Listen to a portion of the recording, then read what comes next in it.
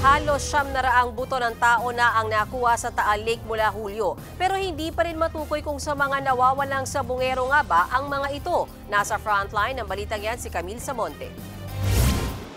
Personal na dumalo ang ilang kaanak ng mga nawawalang sabungero sa huling araw ng preliminary investigation sa Department of Justice. Umaasa sila na papabor sa kanila ang resolusyon ng prosecution para makasuhan na sa korte ang mga akusado sa mga reklamong murder, kidnapping at serious illegal detention at iba pa. Ang laki po ng pag-asa namin na makakamit na namin yung justisya pagdating po sa resolution. Sana po pumabor sa amin, magkaroon na po ng warrant. Walang magpapareglo, talagang lahat po kami nagkakaisa rito. Hanggang dulo, lalaban kami.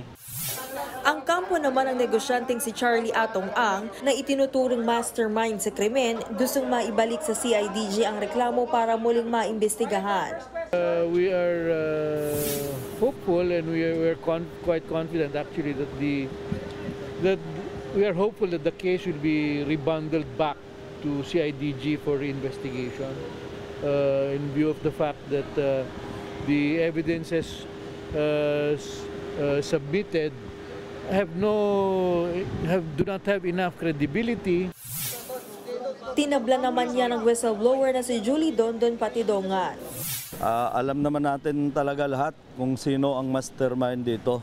At alam naman nila na hindi naman ako basta-basta lulutang ng ganito. Within 16 years ako kay Mr. Atong Ang kung wala akong pinanghawakan agin sa kanya. Oras na ilabas na ng prosecution ang resolusyon, dito na malalaman kung makakapaghain na ng kaso sa korte o mababasura ang reklamo. Sa 61 respondents, 57 lang ang nakapagsumite ng kanilang counter affidavit o kontrasalaysay. Kabilang dyan si Ang at ang kanyang mga anak. Gayon din ang aktres si Gretchen Barreto at si dating NCRPO Chief Jonel Estomo. Samantala, nagpapatuloy pa rin ang Philippine Coast Guard sa paghahanap ng labi ng mga nawawalang sabungero sa Taal Lake. Mula July hanggang October 12 ay umabot na sa 887 na mga buto ng tao ang na-recover sa lawa.